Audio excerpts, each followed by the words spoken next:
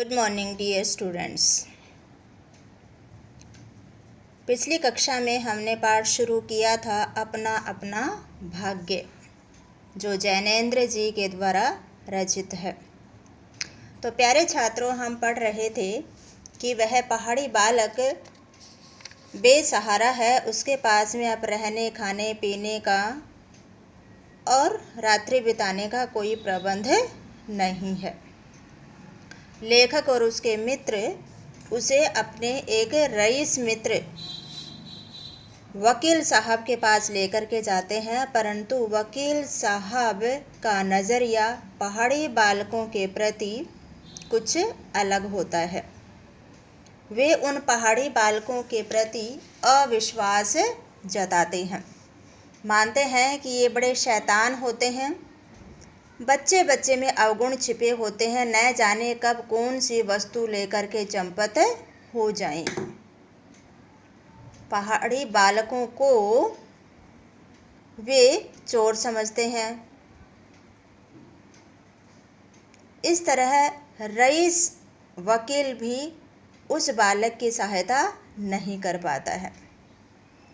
अभी तो वह अपनी रईसी दिखाता है, उसके स्वर में अभिमान और झुंझलाहट दिखाई देती है। वकील अपने कमरे में चले जाते हैं, जिसके लिए वह प्रतिदिन के 4 रुपये किराए के तौर पर देते हैं, परंतु वह उस पहाड़ी बालक की 1 रुपया दे करके भी मदद नहीं कर पाता है, या 1 रुपये के लिए भी वह उसे नौकरी पर नहीं रखता है। तो लेखक और उसके मित्र भी उस पहाड़ी बालक की सहायता कर पाने में असमर्थ हैं।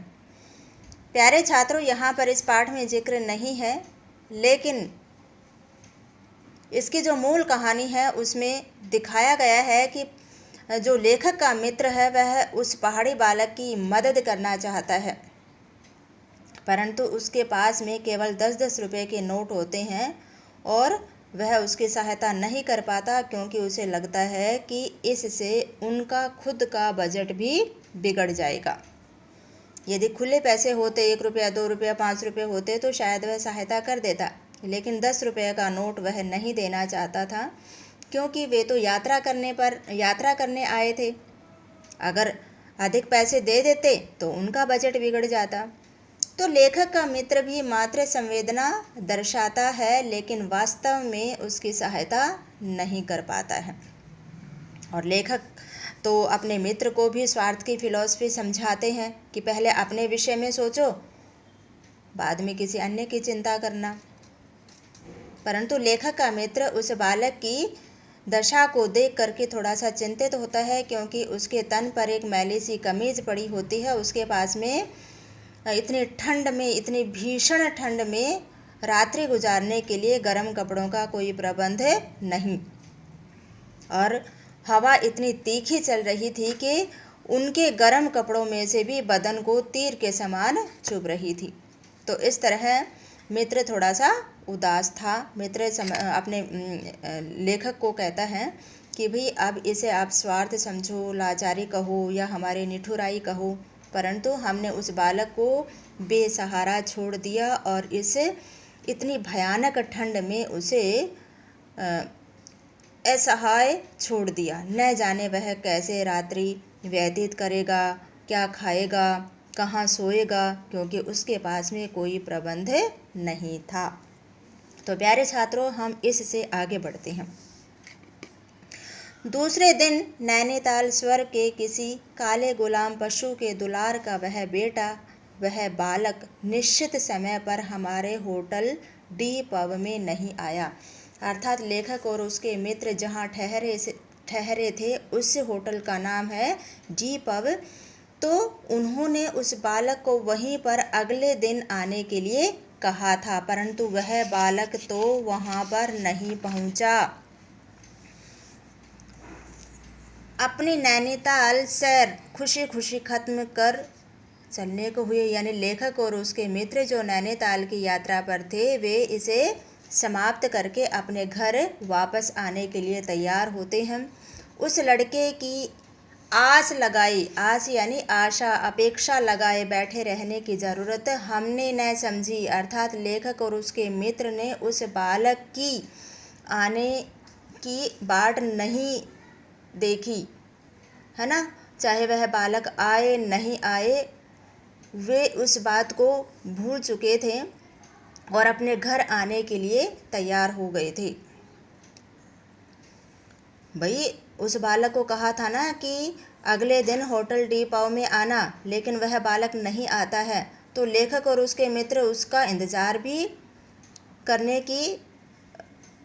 करना वो सही नहीं समझते हैं। ठीक है। मोटर में सवार होते ही यह समाचार मिला, पिछली रात एक पहाड़ी बालक सड़क के किनारे पेड़ के नीचे ठिठुर कर मर गया। अब लेखक और उसके मित्र उस बालक के आने की अपेक्षा को छोड़ करके वे जाने की तैयारी करते हैं, और जैसे ही मोटर में सवार होते हैं तो समाचार मिलता है कि पिछली रात्रि में एक पहाड़ी बालक सड़क के किनारे पेड़ के नीचे ठिठुर करके मर गया। अर्थात उन्हें यह समाचार मिलता है कि वह जो पहाड़ी बालक था, जो बेसहारा था, जिसके पास में रहने सहने खाने पीने का कोई प्रबंध नहीं था, वही सड़क के किनारे एक पेड़ के नीचे ठिठुर कर करके मर गया। भाई इतनी ठंड थी, नैनीताल में तो ठंड भी बहुत अधिक पड़ती है। ठीक है। तो इतनी ठंड में वह बालक पेड़ के नीचे ही शायद सो गया होगा और वह भीषण ठंड में ठिठुर करके मर जाता है, क्योंकि उस पहाड़ी बालक के पास में रात्रि गुजारने के लिए छत का भी प्रबंध नहीं था, क्योंकि जिस दुकान पर काम करता था मालिक ने उसे निकाल दिया था। मरने के लिए उसे वही जगह, वही 10 बरस की उम्र और वही काले चिथड़ों की कमीज मिली। आदमियों की दुनिया ने बस यही उपहार उसके पास छोड़ा था। तात्पर्य यह है कि वह बालक जो मात्र 10-12 बरस का था, उसी 10 वर्ष की आयु में वो जो उसके तन पर काले चिथड़े थे, एक मैली सी कमीज थी, और मरने के लिए वही जगह छोड़ दी। अर्थात उसके पास में अन्य कोई प्रबंध नहीं था, है ना। छोटी सी आयु में, इतनी गरीबी में वह मृत्यु को प्राप्त हो गया। आदमियों की दुनिया ने, यानी स्वार्थी दुनिया ने, जिसे हम आदमियों की दुनिया कहते हैं, और आदमियों में क्या होनी चाहिए, आदमियत होनी चाहिए, परंतु किसी ने भी आदमियत नहीं दिखाई, अर्थात मानवता नहीं दिखाई, और उस बालक को मरने के लिए छोड़ दिया। पर बतलाने वालों ने बताया कि गरीब के मुंह पर, छाती, मुट्ठियों और पैरों पर बर्फ की हल्की सी चादर चिपक गई थी, मानो दुनिया की बेहयाई यानी बेशर्मी को ढकने के लिए प्रकृति ने शव के लिए सफ़ेद और ठंडे कफन का प्रबंध कर दिया था। प्यारे छात्रों, देखो कितना मार्मिक बिंदु है। वह बालक जिसके पास में रहने का प्रबंध नहीं था, किसी ने छत भी उसे रात गुजारने के लिए नहीं दी, तो वह बेबस था। सड़क के किनारे उस पेड़ के नीचे वह शायद सो जाता है, बैठ जाता है, और इतनी भयानक ठंड होती है कि ठिठुर कर मर जाता है, और उसके शरीर पर हल्की सी सफ़ेद बर्फ़ की चादर जम गई थी। रात्रि में बर्फ़ जम जाती है ना नैनीताल में, तो उसके शरीर पर मानो हल्की सी सफ़ेद बर्फ़ की चादर जम गई थी, ढक गई थी। इसलिए मानो प्रकृति ने भी इस दुनिया की निर्लज्जता को, दुनिया की निर्दयता, क्रूरता को ढकने के लिए, इस पर पर्दा डालने के लिए, मानो प्रकृति ने स्वयं ही उस बालक के शव के लिए सफ़ेद और ठंडे कफन का प्रबंध कर दिया था। सफ़ेद और ठंडी उस चादर, बर्फ़ की चादर उसके शरीर पर जम गई थी, पूरी परत की परत जम गई थी। तो हमने देखा इस पाठ में कि किस तरह वह पहाड़ी बालक भीषण ठंड में ठंड से ठिठुर कर मर जाता है, और जो रईस होते हैं वे इतने स्वार्थी और क्रूर हो जाते हैं, उनके हृदय में इतनी भी संवेदना नहीं होती कि वे किसी के दुख दर्द को समझ सकें। हालांकि यहाँ पर वकील साहब उस पहाड़ी बालक की सहायता कर सकता था, लेखक और उसके मित्र भी सहायता कर सकते थे, परंतु लेखक के मित्र ने अपना बजट बिगड़ जाने की वजह से सहायता नहीं की, और रईस वकील साहब तो प्रतिदिन 4 रुपया होटल के कमरे का देने के लिए तैयार था, परंतु 1 रुपया दे करके या 1 रुपया नौकरी पर रखने के लिए तैयार नहीं था।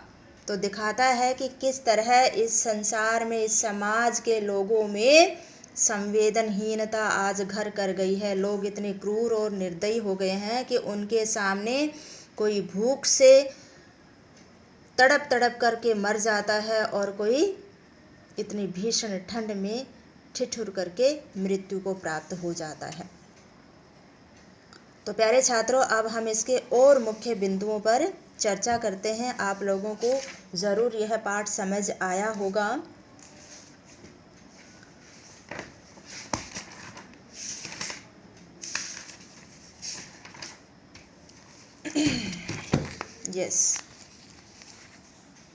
यस प्यारे छात्रों, इस कहानी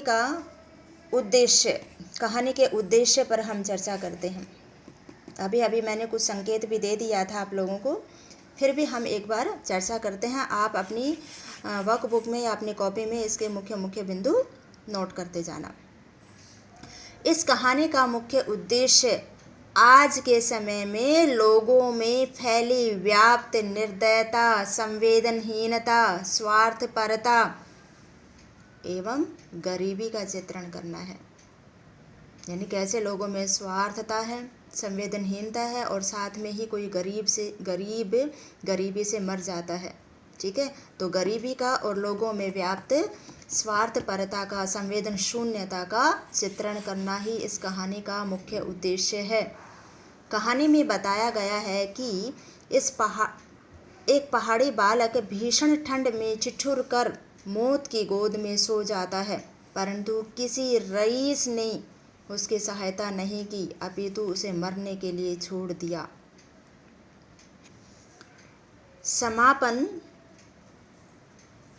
इस कहानी का समापन भी उस बालक की मृत्यु के बेहद ही मार्मिक बिंदु पर होता है, जो दर्शाता है कि लोगों में करुणा, परोपकार जैसे भावों का अभाव हो गया है। मनुष्य केवल अपने ही स्वार्थ के विषय में सोचते हैं, दूसरे के दुख दर्द से उन्हें कोई सरोकार नहीं होता। तो प्यारे छात्रों, इस कहानी में यही बताया है कि आजकल कैसे लोग निर्दयी हो गए हैं, और इसके विपरीत जो गरीब हैं वे अपनी इस गरीबी से तंग आ जाते हैं, और कोई भूख से मर जाता है, कोई ठंड में ठिठुर करके मर जाता है, परंतु कोई भी धनी या रईस मनुष्य आगे बढ़ कर के उसकी सहायता नहीं कर पाता है, क्योंकि वे केवल अपने ही स्वार्थ के वशीभूत होकर के जिंदगी जीते हैं। उन्हें किसी के दुख दर्द से कोई मतलब नहीं होता है, चाहे कोई मरे चाहे कोई जिंदा रहे। तो यह इस कहानी का उद्देश्य है। आप इसे ध्यान से समझेंगे, पढ़ेंगे और मुख्य बिंदु फिर से लिखते जाएंगे। पात्र परिचय करते हैं। पात्रों में सबसे पहले वही पहाड़ी बालक है जो इस कहानी का मुख्य पात्र है। कैसा है? गरीब है ना। गरीबी से, आर्थिक तंगी से तंग आकर के वह अपने गांव से भागकर नैनीताल आ जाता है। कितनी उम्र है? 10-12 वर्ष की उम्र है। बेसहारा है। रंग का तो गोरा है परंतु मैल से काला पड़ गया है। बड़े बड़े बाल हैं उसके, नंगे पैर और नंगे सिर है। उसके पास में रहने खाने पीने का कोई प्रबंध नहीं है, और अंत में वह पेड़ के नीचे ठिठुर करके मृत्यु को प्राप्त हो जाता है। उसका एक साथी है, जैसे हमने पाठ पढ़ा था, पहाड़ी बालक का वह साथी है, उम्र में थोड़ा सा उससे बड़ा है, वह भी गरीब है, दुकान के मालिक ने, यानी जिस दुकान पर वह काम करता था, उसके मालिक के द्वारा उसे पीट पीट करके मौत के घाट उतार दिया जाता है। यानी लोग देखो कितने स्वार्थी हैं, गरीबों पर जुल्म करते हैं, जुल्म ढाहते हैं। लेखक भी यहाँ पर पात्र के रूप में है। तो लेखक कैसे हैं? शिक्षित हैं, पढ़े लिखे हैं, है ना, बुद्धिजीवी वर्ग के प्रतिनिधि हैं। यानी वे ऐसे लोगों का प्रतिनिधित्व करते हैं जो शिक्षित हैं, समझदार हैं, जिन्हें हम बड़े पढ़े लिखे समझते हैं, ज्ञानी समझते हैं। लेकिन वे कैसे हैं? स्वार्थी हैं। जैसे उसने अपने मित्र को बताया था ना कि पहले अपने विषय में सोचो, किसी अन्य के बारे में बाद में चिंता करना। संवेदनहीन है। उनके हृदय में उस पहाड़ी बालक के प्रति संवेदना नजर नहीं आती। लेखक का मित्र घूमने का शौकीन है, शिक्षित है, दयालु है, संवेदनशील है। यानी लेखक के मित्र में उस पहाड़ी बालक के प्रति दया और संवेदना जगती है, परंतु वह तो अपना बजट बिगड़ जाने के डर से उस पहाड़ी बालक की सहायता कर पाने में असमर्थ होता है। वकील साहब रईस हैं, यानी धनी हैं। स्वर में थोड़ा सा अभिमान झलकता है, झुंझलाहट झलकती है, निर्दय हैं। उनके हृदय में गरीबों के प्रति कोई दया नहीं होती, स्वार्थी हैं। पहाड़ी बालकों को तो वे अच्छा नहीं समझते, चोर समझते हैं कि न जाने कब कौन सी वस्तु लेकर के चंपत हो जाएं। यानी पहाड़ी बालकों के प्रति अविश्वास जताते हैं। उनका मानना है कि ये कभी भी कोई भी चीज़ लेकर के चोरी करके भाग सकते हैं। तो ये कहानी के मुख्य पात्र थे जिनका परिचय हमने किया, कहानी का उद्देश्य किया, और शीर्षक की सार्थकता अभ्यास पुस्तिका के प्रश्नोत्तर में हम वहीं पर करेंगे। तो प्यारे छात्रों, फिर से आप इस पाठ को पढ़ेंगे और ये जो मैंने अभी आपको बताया है इसे आप अपनी कॉपी में करेंगे। धन्यवाद।